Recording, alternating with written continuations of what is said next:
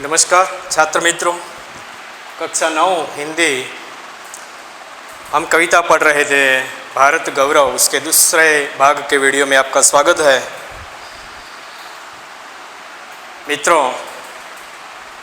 कविता हम देख रहे थे और कवि ने भारत का गौरव गान करने का प्रयास किया है।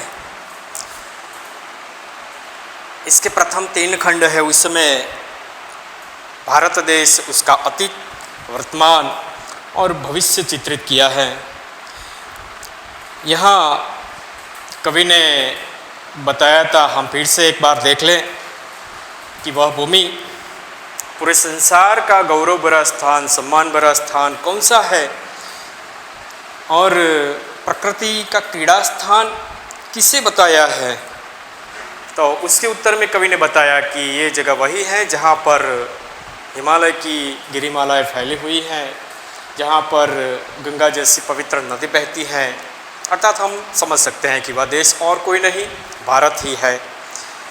विश्व में जितने भी देश हैं, उन सभी देशों में सभी श्रेष्ठ या सबसे बड़ा उत्कर्ष किस देश का है, उसके उत्तर में भी कवि ने बताया कि यह वह स्थान है जो ऋषि भूमियों की भूमि रही है। हम समझ सकते हैं कि वह भारत है। और कवि ने भारत, सिर्फ भारत शब्द का प्रयोग नहीं किया, भारतवर्ष शब्द का प्रयोग किया है। और यह शब्द एक विस्तृत अर्थ में देखा जाए, विविधता में एकता की बात भारतवर्ष से प्रदर्शित होती है। ऐसा भारत देश संसार का सबसे पुराना देश है, संसार का सबसे सिरमौर देश है। और पूरे संसार में देखा जाए, विश्व में जितने भी देश हैं, उन सभी देशों में भारत जितना पुराना देश और कोई नहीं है। इसे भगवान ने अपने भंडार रखने की प्रथम जगह भारत को पसंद किया। और ब्रह्मा ने जहाँ मानव सृष्टि का विकास करना चाहा, विस्तार करना चाहा, तो उसकी शुरुआत भी कहाँ से की थी? भारत से की थी। अब आगे की पंक्तियाँ क्या कहती हैं, देखें हम। यह पुण्य भूमि प्रसिद्ध है, इसके निवासी आर्य है। यह पुण्य भूमि प्रसिद्ध है, इसके निवासी आर्य है। विद्या, कला, कौशल सबके जो प्रथम आचार्य है। संतान उनकी आज यद्यपि हम अधोगति में पड़े, संतान उनकी आज यद्यपि हम अधोगति में पड़े, पर चिन्ह उनकी उच्चता के आज भी कुछ है खड़े। मित्रों, हम जानते हैं कि प्राचीन भारत की जो संतानें थी, प्राचीन भारत के लोग आर्य की संज्ञा के नाम से पहचाने जाते थे, वे आर्य थे। यह पुण्य भूमि प्रसिद्ध है। एक विशेषता बताई, भारत की भूमि पुण्य भूमि है, उसका भूतकाल भविष्य है। और उसके अतीत में जो महान मनीषी हुए हैं, वे भी उनके कर्मों से भारत को उच्च स्थान पर ले गए हैं कि आज तक उसकी भव्यता को पूरा संसार याद करता है। और इसलिए भारत को पुण्य भूमि कहा है। भारत किस रूप में प्रसिद्ध है? पुण्य भूमि के रूप में प्रसिद्ध है। और इसके निवासी आर्य है, अर्थात भारत में रहने वाले लोग आर्य के नाम से प्रचलित हैं, जाने जाते हैं, पहचाने जाते हैं। और क्या है? आर्यों के पास क्या था? विद्या, कला, कौशल सबके जो प्रथम आचार्य हैं। संसार में विद्या का फैलाव हुआ, कला कौशल का फैलावा हुआ, तो वह उसकी शुरुआत आर्यों से हुई। यहाँ हमारे पास जो पौराणिक साहित्य पड़े हुए हैं और वेदों से उसका प्रारंभ हुआ, और वेदों में जो ज्ञान का भंडार भरा हुआ है वो सब हम जानते हैं। चारों वेद जीवन की उच्चता को ले जाने वाले, आदर्श को प्रस्तुत करने वाले वेद हैं। सभी प्रकार की विद्याएं उस समय समाहित हैं और वे सिखाने वाले लोग आर्य ही थे। आर्यों ने ऐसा ज्ञान प्राप्त किया तो विद्या के आचार्य माने गए और कला कौशल के सबसे प्रथम आचार्य रहे। जितने भी कलाएं विकसित हुई सभी कलाओं में सभी प्रकार के कौशल आर्यों ने प्राप्त किया था। और इसलिए और आचार्य इसलिए कहा गया कि विश्व के अन्य देशों को भी सिखाने का प्रयास भारत के लोगों ने किया था, उन आर्यों ने किया था। अपने ग्रंथों के माध्यम से, अपने साहित्य के माध्यम से जो ज्ञान विश्व के और देशों को परोसा, विद्या प्रदान की, कला कौशल का ज्ञान दिया। विज्ञान जो आज प्रचलित है वह आर्यों के ही देन है। तो सभी प्रकार की विद्याओं का विकास भारत में हुआ, आर्यों ने किया था। आर्य उनके आचार्य रहे और आचार्य के रूप में इसका फैलावा विश्व के देशों में भी किया। प्राचीमा प्रगट्या तेज रेलाया प्रतिचीमा आ गुजराती साहित्यनी आ काव्य पंक्ति પણ આપણને ઘણું બધું કહી જાય છે। પ્રાચી એટલે પૂર્વનો દેશ ભારત, ભારતમાં સંસ્કૃતિનો સૂર્ય ઉદય પામ્યો અને એના તેજ કિરણો વિશ્વના દેશો સુધી ફેલાયા। और यह करने वाले और कोई नहीं थे, आर्य ही थे, भारतीय लोग ही थे। संतान उनकी आज यद्यपि हम अधोगति में पड़े, लेकिन कवि को आज थोड़ी चिंता हो रही है। आज की बात कुछ और है, क्योंकि आज आर्यों की संतान अधोगति में पड़ी हुई है। समझिए, शब्द अधोगति से मतलब क्या होता है? गिरे हुए, यानी आज आर्यों की जो संतान है वह अवनति की दिशा में चल रही है। उनका प्रभाव धीरे धीरे नष्ट हो जा रहा है। आर्यों की जो संतान है, हम भारतीय, आज भारतीयों की दयनीय दशा है। इसका कारण क्या हो सकता है? हम सोच सकते हैं जो हमारी पुरानी पीढ़ी ने किया वह काम आज शायद हम कर रहे नहीं हैं। जो आदर्श हमारे पुरानी पीढ़ी के पास थे उन आदर्श का स्वीकार हमने शायद किया नहीं है। पश्चिमी संस्कृति का प्रभाव हम पर पड़ा है, शायद यही कारण हो सकता है। और इसलिए कवि ने भारत का गौरवगान तो करते हैं, लेकिन इसके साथ साथ कवि इस वर्तमान दशा को लेकर चिंतित भी हैं। बराबर महान आर्यों की संतान होकर भी आज भारतवासी अधोगति में पड़े हुए हैं और प्रगति की दौड़ में हम बुरी तरह पिछड़े हुए हैं, पिछड़ गए हैं। और फिर भी अपने महान पूर्वजों के उच्च आदर्शों को हम भूल भी नहीं पाए। हम याद तो करते हैं इतिहास के रूप में, जब उनको पढ़ते हैं, किसी भी रूप में हमारे अतीत में जो महान मनीषी हुए हैं उनको हम हमेशा याद करते हैं। संतान उनकी आज यद्यपि, संतान उनकी यानी किसकी संतान? आर्यों की संतान।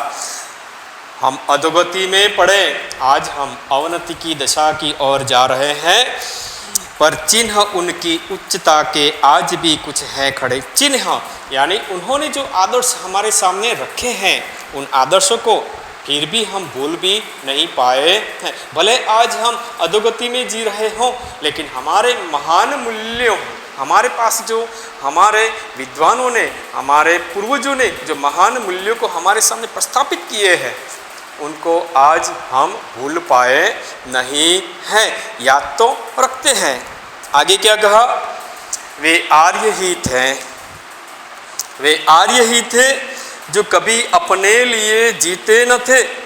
वे आर्य ही थे जो कभी अपने लिए जीते न थे। वे स्वार्थरत हो मोह की मदिरा कभी पीते न थे।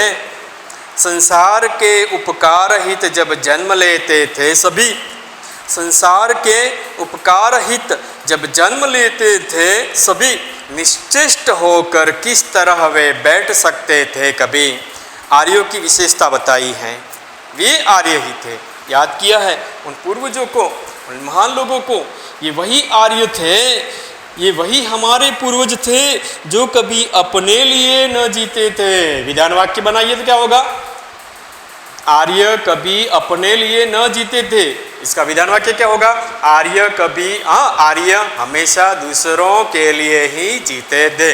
और दूसरों के लिए जीना ये अर्थात परोपकार की भावना उनमें भरी हुई थी। ये बात बताई गई है। सबसे बड़ी विशेषता आर्यों की यही रही। कि निज स्वार्थ में कभी उन्होंने जीवन नहीं जिया, निज स्वार्थ में जीवन जीना उन्होंने कभी पसंद नहीं किया। सिर्फ उन्होंने परोपकार के लिए ही अपना जीवन बिताया। वे आर्य ही थे जो कभी अपने लिए न जीते थे।